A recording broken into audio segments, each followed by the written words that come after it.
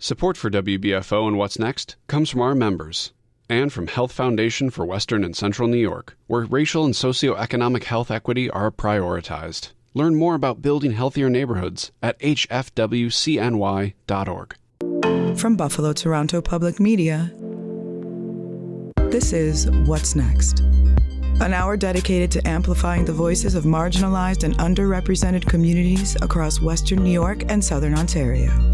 We cannot erase, we cannot reform, we cannot make things better if we're uncomfortable having tough conversations, Absolutely. if we're uncomfortable talking about race. What's Next carries forward our mission to engage in meaningful conversations about race, equity, and the shared concerns that deeply affect Buffalo's East Side and beyond.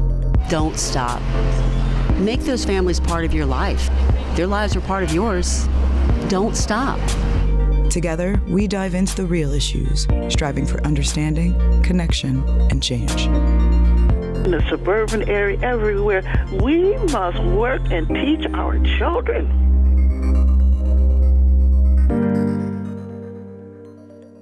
This is What's Next on WBFO. I am your host, Jillian Hanesworth, and I'm very excited by our guest today.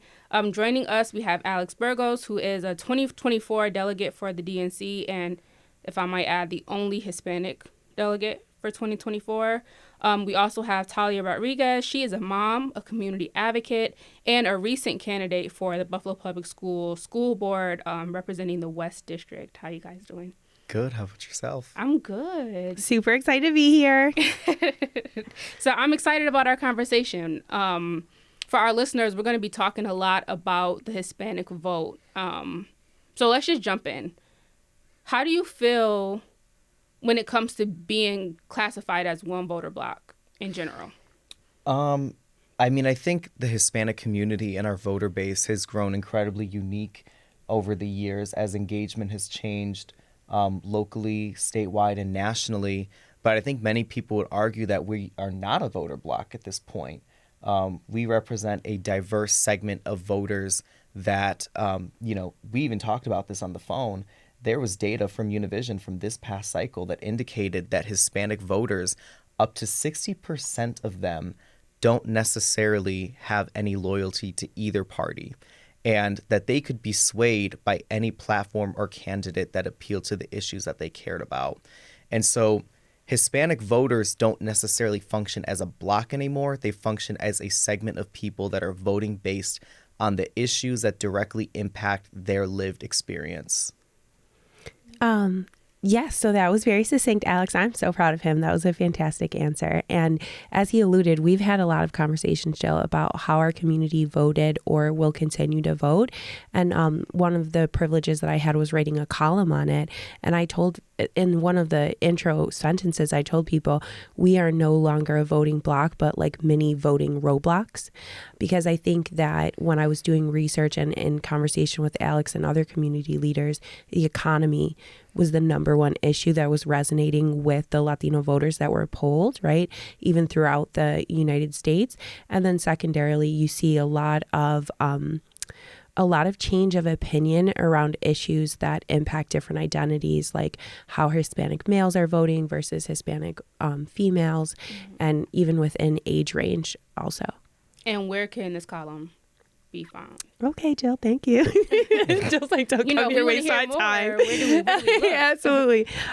So my column is in the local Latino newspapers here. It's also on Swell, which I would love to talk to you more about. It's a micro podcast platform, and on my website. But yeah, I would love to talk with you more about just what that process was like, because it was a lot of eclectic research. Yeah, so you said that like a lot of people are not necessarily beholden to one political party or another, which I love to hear, because I feel like sometimes we find ourselves in really sticky situations when we just vote along party lines, regardless of what the party is saying they're going to do, what they have historically showed us they were willing or able to do.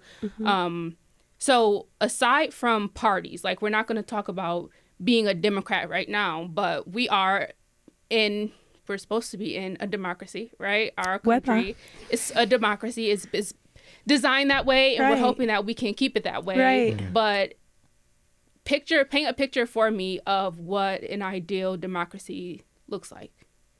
That's such a good question. Alex, do you want to go first? I mean, the first thing that comes to my mind, I feel like the golden era was Obama, at least in my lifetime. Yes. And for me, I love that answer because shout out to him. And I had the privilege of being in DC serving as an intern in federal government at that time. And there was a lot of beautiful energy in DC. But for me, a healthy democracy involves voices of many ages. Specifically, a healthy democracy, in my view, Jill, centers the voices of our youth. Like, that's the democracy that I think we need to have. And then also, because I know you know me, I'm going to add delicious food. Because in democracy is hard work. We need to feed people, right? Mm-hmm. So having the eclectic conversation and the diverse conversation be reflective in the culture that we're living too, when we're taking breaks from that hard work. Nice. I also think, too, education is really like the biggest thing. You know, if you're looking in the Hispanic community, oftentimes our children are going to the most disinvested schools. And that sets the tone, not just in our community, but overall where our democracy is headed. If people don't have any recollection of the process by which we got to where we're at now, to have the rights that we are afforded today, to the democracy, to the, you know, civic unrest and protests that afforded people like us more rights, then we'll never understand what being engaged in a truly democratic process means. So that's why when people say they want to strip DEI or they want to defund the Department of Education or leave it to the states or this and that becomes very dangerous. Yeah. Right? And particularly book bans, which are disproportionately impacting both segments of my identity, you know, being a person of color, Latino, and being a member of the LGBT community, we're seeing how not only misinformation, but the removal of information altogether can become very dangerous and insidious. Yeah, I mean, historically, the good guys have never been the ones to ban the books, right? It's always been the bad guys. Yeah, they don't usually make the books, I feel like, Jill. Exactly. So they're not the ones. So yeah, I think I feel similarly. We were talking about the research showing that healthy democracy is held up by healthy local news.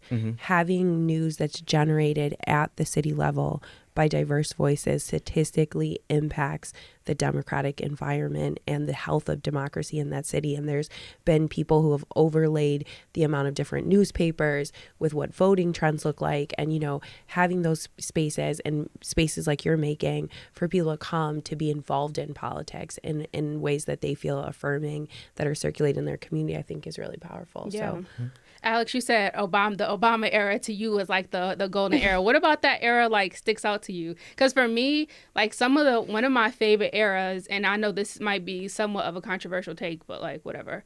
The era of like the Black Panther Party, when it comes to education, when it comes to feeding each other, like the fact you knew that I was gonna go there. They were able to have kids come in the morning before school and you ate. Yeah. And then after school you came and your education was supplemented with further education with Black history, and then they fed them again, and like they really gave the people an opportunity to create what their community and in turn society, their direct society looks like for themselves. And when I think about the Obama era, obviously you think about the energy, like people wanted to vote, people wanted to turn out. I remember the day, so my birthday is November 5th, so it's always on or around Election Day. Yeah. And Election Day was November 4th that year for his first term. It was November 4th. And then on the 5th, it was like 1 a.m., 2 a.m. when they finally said, like, Barack Obama is going to be the next president. That's like a and birthday me gift. and my sisters and my cousins, everybody was at my mom's house. My mom was in the bed, and we all started like screaming and cheering. My mom thought something was wrong, so she like runs down the stairs with her bonnet on and her purse, like, what's wrong? Like thinking, you know, we're about to need to get up out of there. But just the excitement around that moment was really encouraging. Now it seems like when it's time to vote, people are like, oh, okay, here we go. Yeah. Let's just see what happens. So, like, is that what you think about when you think about that era? Well, I mean, that was the era that I experienced in my lifetime. You know, I'm still relatively young. I'm only 26. Yeah, so I was going to say how old were you then, Alex? I haven't lived through very many presidencies. I've lived through some heavy presidencies. Enough, right? Yeah, you lived through enough, but not very many. But when I think of Obama, I think of the primary between him and Hillary Clinton, two both very popular candidates, both very beloved, in the communities that I'm part of. And I remember that energy that I saw on that debate stage. That is what got me as a little boy into politics. I remember I would be at my uncle's house on West Ferry talking to everyone about the election and what I saw in the debate and this and that. And it was just really exciting. And so for me, that was the moment that sort of captured me and scooped me in and, retained my political interest, retained my engagement interest. And to know further on that Obama, as my career progressed, Obama was a community organizer, just like I was, and then he went on to, run for various levels of government and then eventually become president. And so seeing Obama start off as a community organizer, somebody who grew up in a similar upbringing as myself, be able to ascend to that height sort of made me feel like this is something that everyday people can do. Yeah, it made it achievable. I think President Obama really represented the American dream, not only in the way that he got there, but also being someone that many people had been made to feel were less American. And so he defied that narrative. He engaged in the process. He won. And he set a tone for a lot of people that came after him. And I mean, democracy has its ups and downs. Different civilizations are always going to have their uprests. They're always going to have their times of turbulence. This is another, time of turbulence that we're about to enter in that we now have to resolve. And it won't be the last. And I think that that's sometimes very scary for a lot of people to hear that it won't be the last. But that's why, it's important for us, as people that are like-minded, for one, to pace ourselves, two, make sure we're getting our rest, but then three, continue to find a reason to be engaged in this fight and in this movement so we can retain the same levels of motivation as we did during that ooh-ah moment like I had seeing President Obama when I was a little boy. Yeah. Let's talk a little bit about the Democratic Party. Do you feel like there is space carved out for Latino communities in the Democratic Party? Like, do you feel like sometimes I feel like there is no Black agenda for the Democratic Party. Like, they're not saying this group of people are living a different American experience than other people, so we need to target some of these specific issues. Do you feel like there is space carved out for Latino voters, the Latino experience, like issues that are unique to your community in the Democratic Party?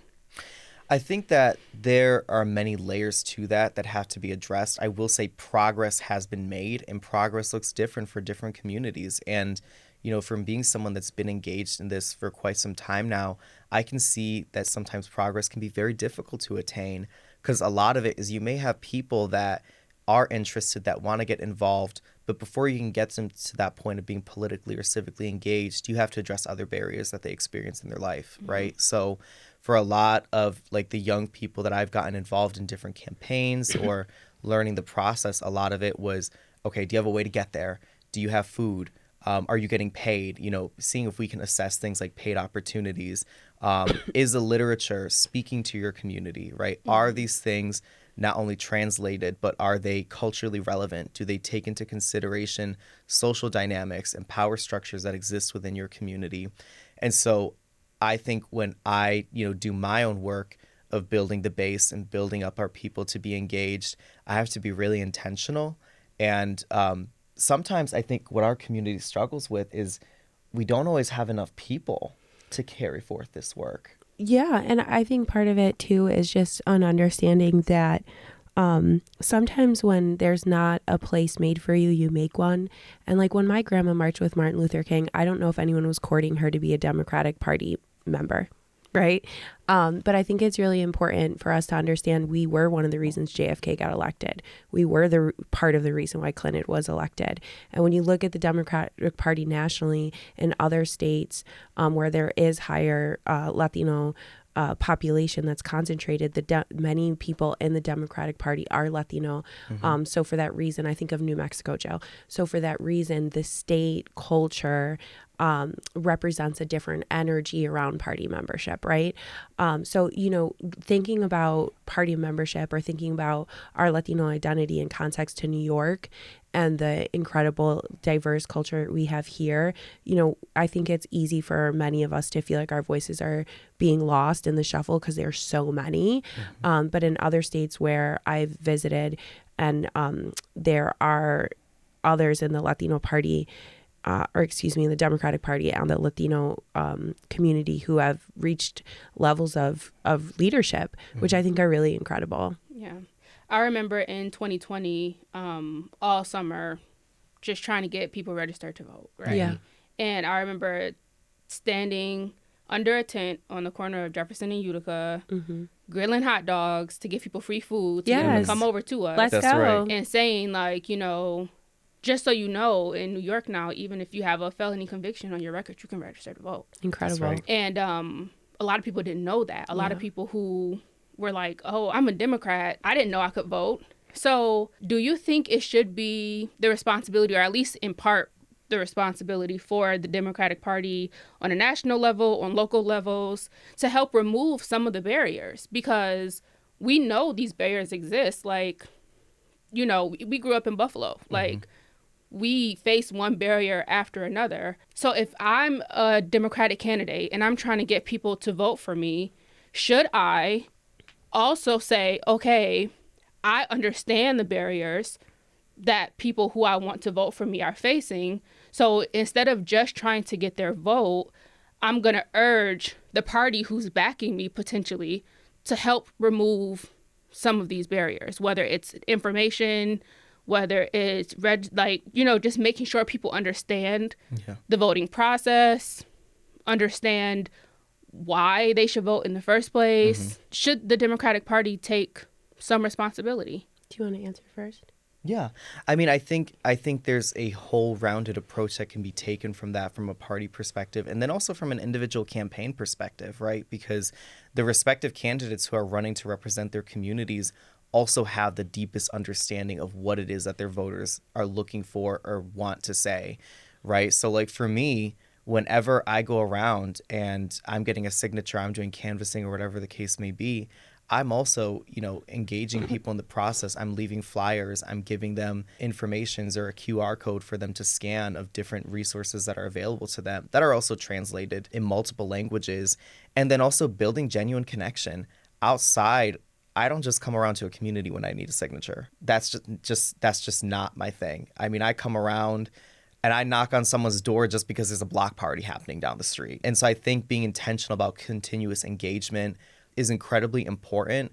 And then also building relationships with people, right? Being open, accessible, transparent, that's really huge.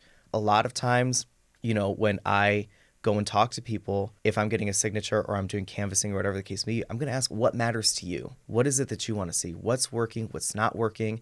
Take a note of that, take their number, and follow through. And sometimes if you don't have an answer, at least right now, a commitment to finding one, right? Or a commitment to working together to make things better.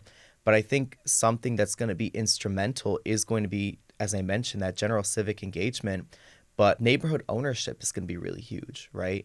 As people decide and come together as to what their neighborhoods are going to look like, whether that be through revitalizing small business corridors to help employ more people in the area and to keep wealth in a community, whether it come through home ownership.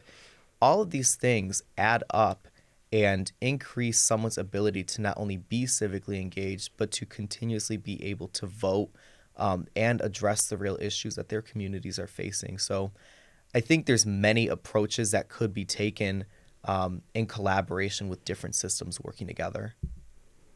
I love this answer, which is really, really good.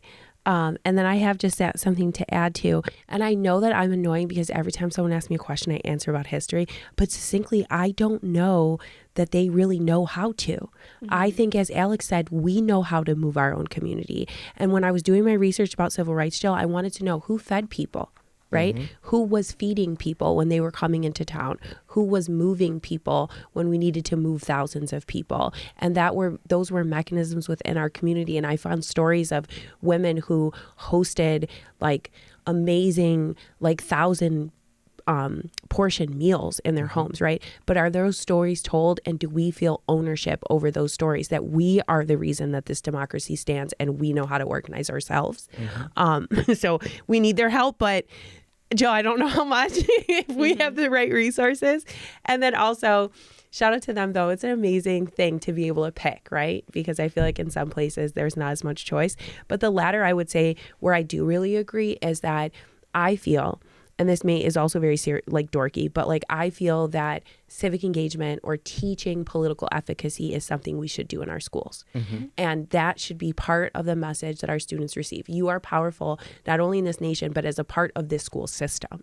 And these are the ways that your voices can be heard. And I feel like over time, when we create systems to support those young leaders, they advance and become those adults who are like, no, this, that. And to Alex's point, when we were talking about campaigns, I was like, we need a carcade.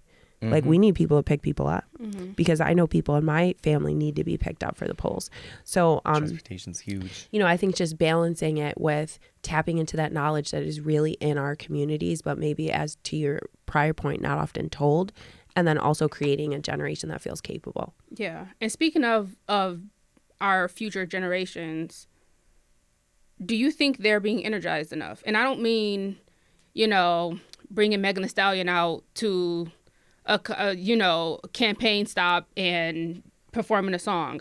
I mean, do they have enough? Are they being given a reason to hope, a reason to say that even though right now we're entering one of those periods of turmoil, I'm going to still have faith that in 4 years, 6 years, 8 years, 10 years from now, things won't look and feel like this. Are they being given a reason to even think that going out to the polls and voting is worth it? I think that a lot of people in our community are just trying to survive today and are just trying to survive each and every day. And so I don't think that a lot of them, you know, have the life circumstances to be able to think that far out. But when you talk to them and build those relationships, they are very passionate about issues. And so, especially when I'm talking to Hispanic youth and youth of color in general, having a more issue-based approach and conversation as opposed to talking about the politics of it all and the system in general tends to be more effective. And, you know, when you see that passion, then it's how do we create that access for them to actually be involved, right? That can be through things like offering, paid campaign opportunities. A lot of our youth want to work in these things. A lot of our youth want to learn what the process looks like. But again, many of our youth are going to high school or going to college and then going straight to a job right afterwards. Sometimes maybe at hours that don't align with their school schedule, or, they may have a gap in their schedule and they only have so much time to rest. Or they're quite literally going from school, getting on a bus and then going straight to an overnight job. I've seen that before. So the conversation needs to start as to what is it that you care about and understanding them as who they are as individuals. And then from there, once you have that and you understand what it is that they're interested in, what they care about, create that access. So I would say, as a mom to my 7-year-old Latino son, I explained to him that there are people with the very same name as him standing in a field, right, who may be 12 years old.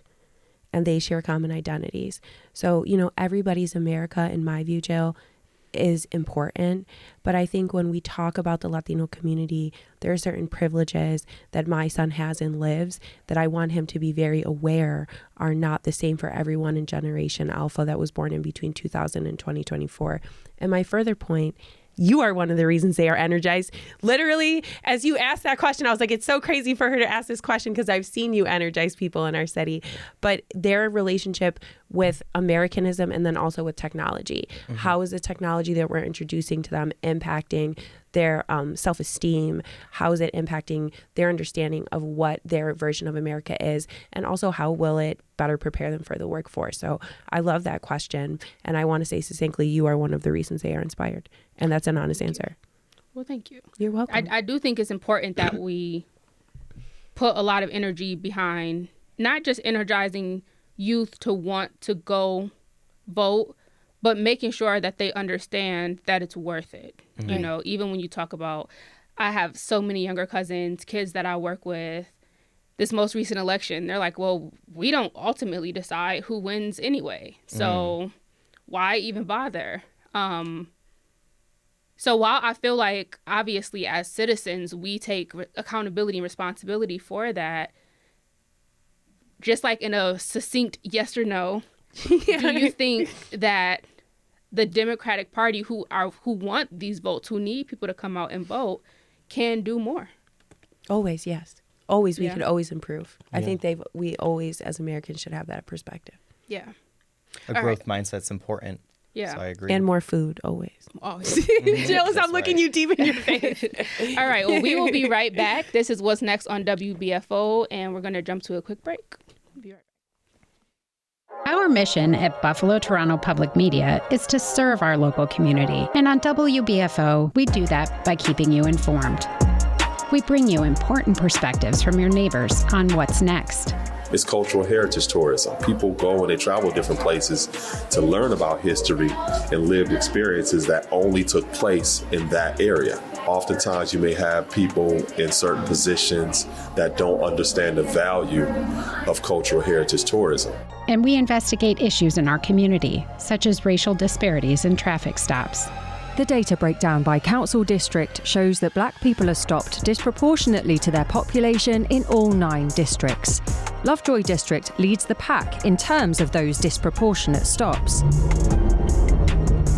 Just 37% of the district's population is black, yet black motorists account for almost 70% of stop receipts issued there. This is public media. From the fringes of the mainstream to the local music you love, listen to WBFO The Bridge Monday through Thursday, 8 p.m. to midnight on WBFO 88.7 or your smart speaker. You're listening to What's Next, our place to discuss the important issues of our communities of Western New York and Southern Ontario. We want to hear from you. Click on the Talk to Us option in the WBFO app, and we will work to get your questions or comments on the air. Do you have a story or concern that we should be addressing? Email whatsnext@wbfo.org. Together, we'll have the conversations that are needed. This is WBFO, your NPR station. We are back. This is What's Next on WBFO. I am your host, Jillian Hanesworth. I'm joined by Alex Burgos and Talia Rodriguez. We're having a really good conversation around the Hispanic vote. So let's talk about something a little bit more recent. Recently, November 5th, my poor birthday, we had an election.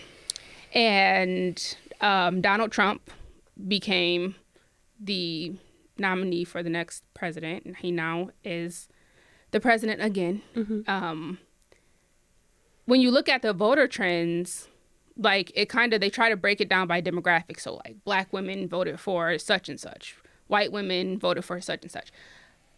I feel like a lot of people were shocked at the amount of Latino voters in general who voted for Donald Trump. Mm-hmm. Why do you think he got their vote? Like, what was it that they were able to connect to say, this is in my best interest?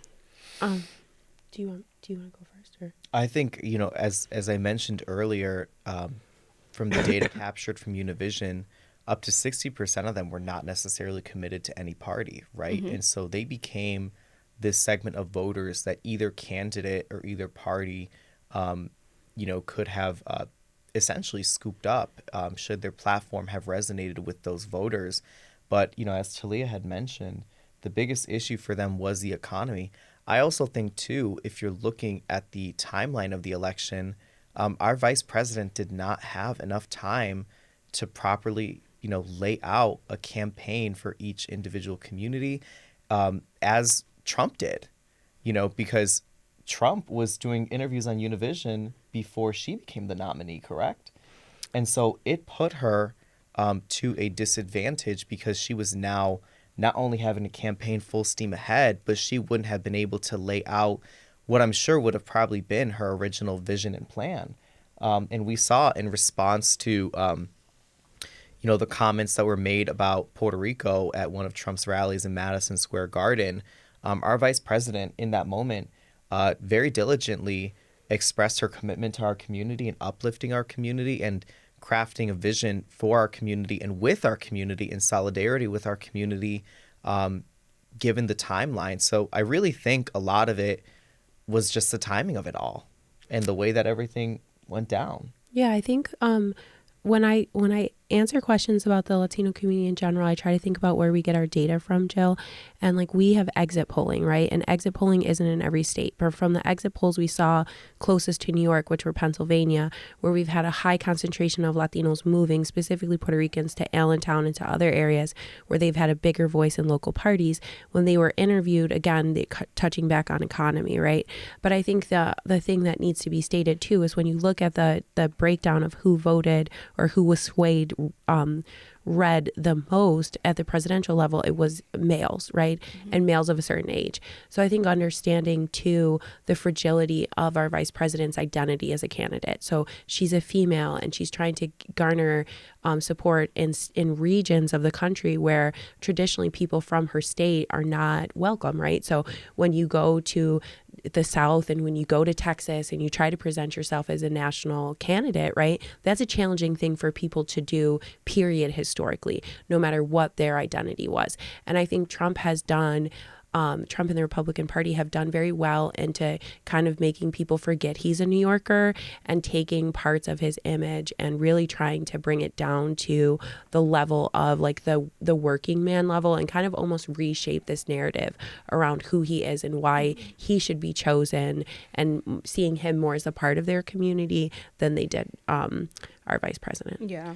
And I also think too, as Talia mentioned, from an identity fragility standpoint, as people of color, as professionals of color in spaces, we're often told that we have to be excellent and better than the absolute rest, and that we have to have a certain kind of guard and maintain a certain veil of professionalism that hides our identity in order to be palatable to succeed, right? Like proximity to whiteness. Yeah, and so oftentimes that same thing that we're told we need to do to succeed is the very thing that harms us in garnering power in national elections, because then a lot of people at the ground are going to view us as this person that's way up there and who can't come back down to earth. But the moment we do come back down to earth, then other narratives are placed down on us, not the narrative of we're resonating with the working class or, that we're just like that.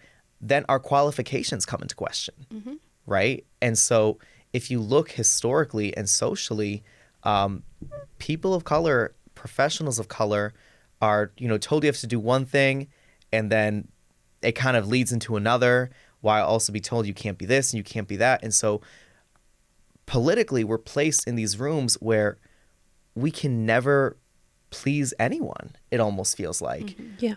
And so that has disproportionately impacted not only Latinos who want to ascend to those positions, but for people who want to, garner our vote. Yeah. I was just thinking about Trump and context to people who are Latinos who are veterans, right? When they looked at our vice president versus Trump, she had no military experience, right? There was no one in her close family, I think, unless I'm wrong, which I would open correction from both of you, that had served in the military. That was part of her narrative. Trump had gone to military school. There's pictures of him in uniforms, right? If I'm trying to find likeness in someone, when I'm talking about fragility, I mean, you're now presenting yourself as a candidate for president who's also going to be the head of the armed forces. And I had conversations with people in my family about why I thought she was capable, right? And why I was willing to vote for her, and why I think women are capable of commanding armed forces because of my longitudinal understanding of history, again, Jill. But I think for me, when I think about when I'm trying to present myself as a candidate to people of that same demographic, what are the ways they see differences between me and them? And that's the same way that they saw the difference between themselves and our vice president. And I also want to make clear, very clear, that I'm a biracial person. I am, in fact, white, and that I'm Puerto Rican, Irish, and Sicilian. So it's really important for me in these spaces to show up and to, be proud of all of my heritages, but that, my understanding of my community is impacted by being biracial. Yeah. And I mean, misogyny definitely plays a role in every community. How many minutes do we have, Jill? And say, can a woman be in charge? And that's going to be a conversation. I feel like that's whole nother episode. I think one of the interesting things, when I think about this most recent election, I think about Vice President Harris and the time, lack thereof, that she had to really establish herself as an independent candidate, or a Democratic candidate independent of Joe Biden. Obviously, there were a lot of wrinkles and a lot of things that could have been done a lot better when it came to establishing her as the candidate. And we can talk about what we think Joe Biden could have done better. We could talk about what we think the Democratic Party could have done better. We could talk about a lot of different things. When it comes to Trump, however, the very unique thing about this election is we already experienced a Trump presidency. Like, we had historical experience. So it wasn't just, what they're telling me they can do or how they're presenting themselves in their campaign. It's how was my life when he was the president? What fears did I have when he was the president? What did he say? What did he do? What did he show me? Who did he show me he was during his time as president? I think about the hurricane in Puerto Rico and Trump going and throwing paper towels around, and that's it. I think about the amount of funds that we give to Black and brown countries when they deal with natural disasters, things like that, versus the amount of funding we give to European countries who deal with wars that have nothing to do with us. So I guess my question is, did Trump's last term as president play a role in the Latino voters' projection of what this presidency would look like? Because we're talking a lot about the information that Kamala was able to provide and or lack thereof, but we actually experienced a Trump presidency. Yeah. So was that considered, do you think, by a lot of people, or was it just like we're washing our hands of the old and now we're going to just look at him as a new candidate? I think that's a really good question, Joe. Wasn't that enough to move people to the polls? I think that, succinctly, when I was within myself as a citizen trying to find these answers, a lot of the data I found wasn't from New York State. Yeah. So I tried to piece together an answer for myself nationally, like, where are my people and why do they feel different ways, or like what's in their spirit? Because I feel that there are certain things that are in the undercurrent of the way that we present power in some of these contexts that are dangerous, right? And scary for me as a mother, right? As a son of a Latino child whose name is Latino, right? Whose identity, means different things in different times depending on who's leading his country. So, more so than as a political scientist, as a mother, I'm trying to ask myself, how do I prepare my child for the next 4 years? And what are the messages I'm giving him about democracy? And one of them that I just settle on is we have to be persistent. We just have to be incessant, that we have equality in the paces that we fight for it. And whether that's on the media or in literature or on YouTube or wherever we find community, we just have to be incessant with putting those messages of love and inclusion out alongside whatever else is coming. Yeah. Do you have any thoughts? Well, I think, the messaging is going to be important. And as I mentioned, it has to be consistent and continue to resonate and evolve with our community. And so what you're seeing is in our community, the issues are shifting.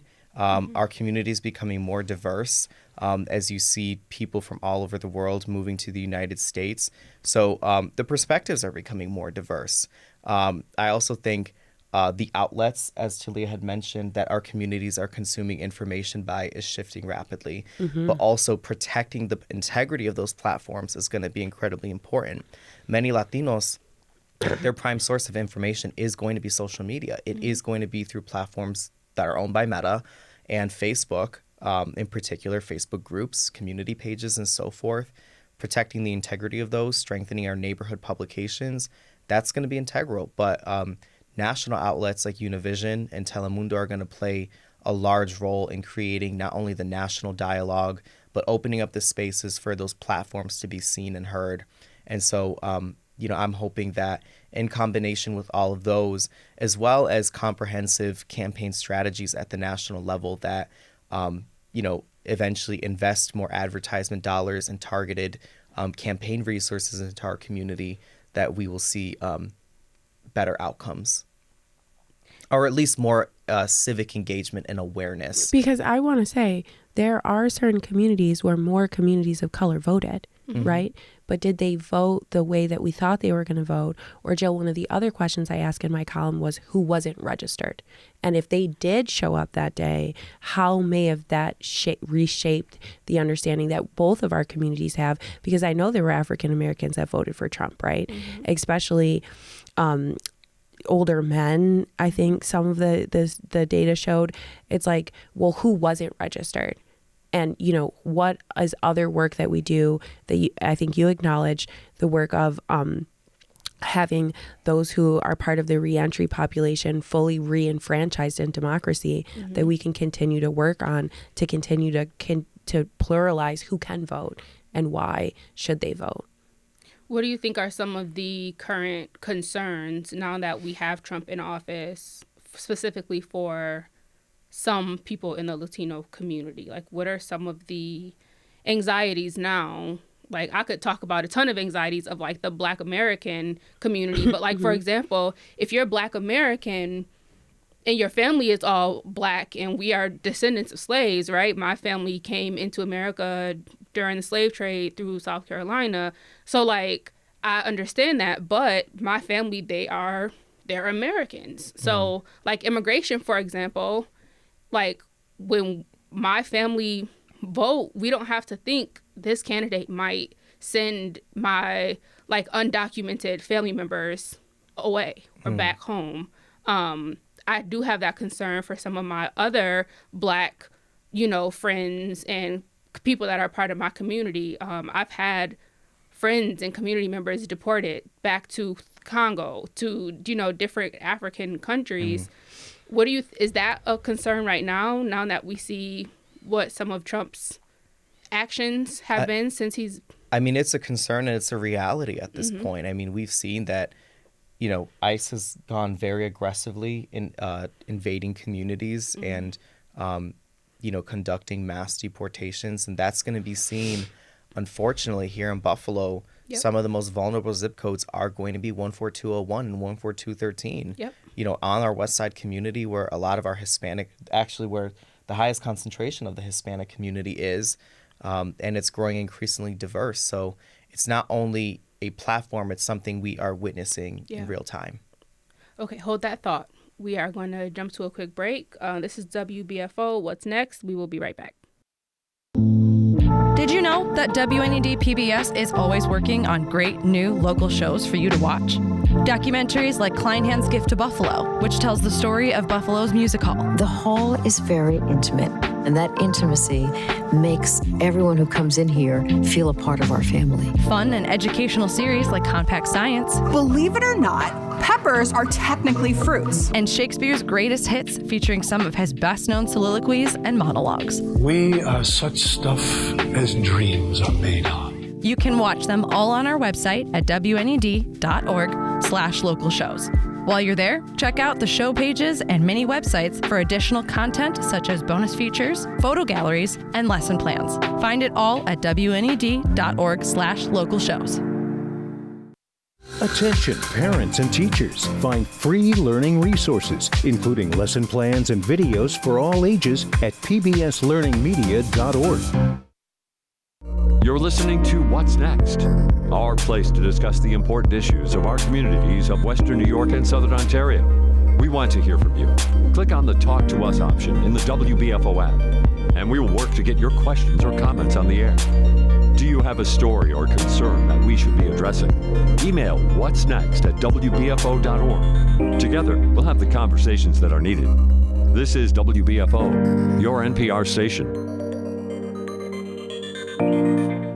This is What's Next on WBFO. I'm your host, Jillian Hanesworth. I'm joined by Alex Burgos and Talia Rodriguez. So before the break, we started to talk a little bit about ICE and the deportations that we've been seeing throughout the country and that we will continue to see, unfortunately.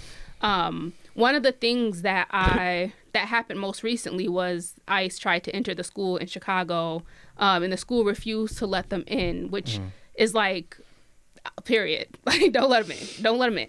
And I started watching like TikToks, and I was seeing people giving others advice. Like, if ICE knocks on your door, you don't have to open the door unless there's like an active warrant or a judge order. Do you see information like that being pushed out in the Latino community to kind of offer some like protection and things like that? And what other information or advice would you be able to give?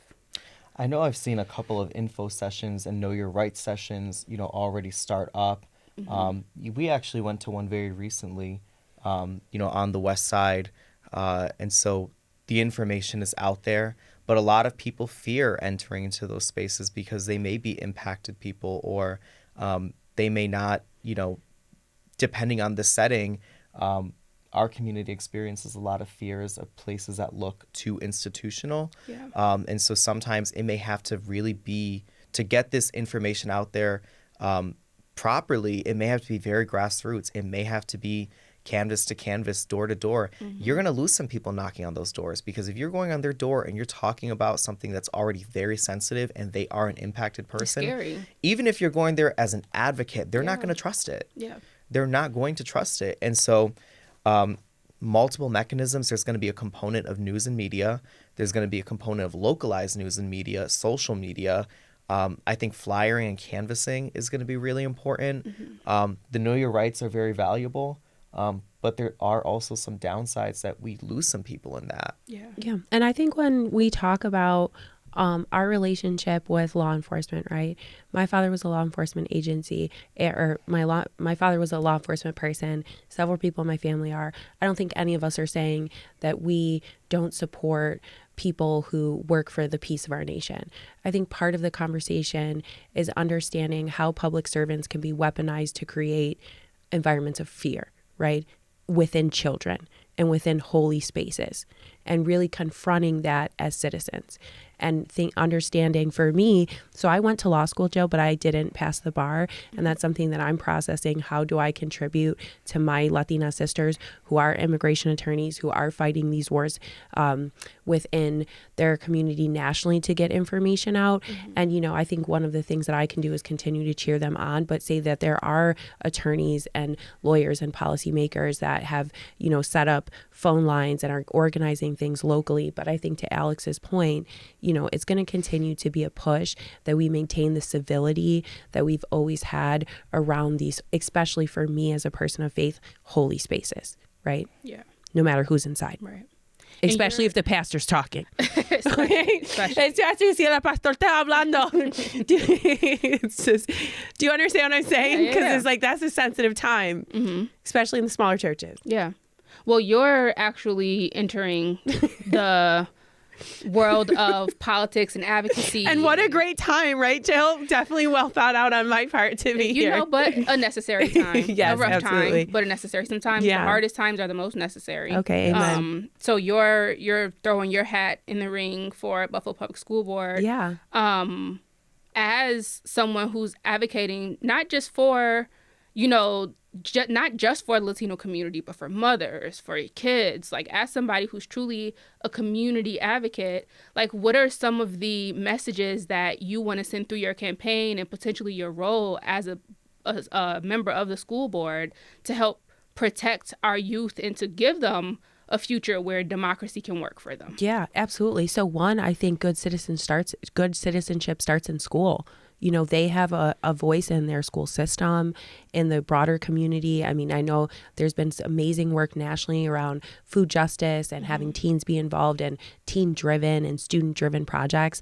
I think student voice is essential to democracy, and that in our schools, teaching and is putting in that concentrated adult effort into building self-esteem will equal long-term political efficacy, will equal their ability to understand they can impact their democracy. I also want to tell other people of many diverse communities and working class people, politics is for you, democracy is for you, you can do it. You can be a candidate.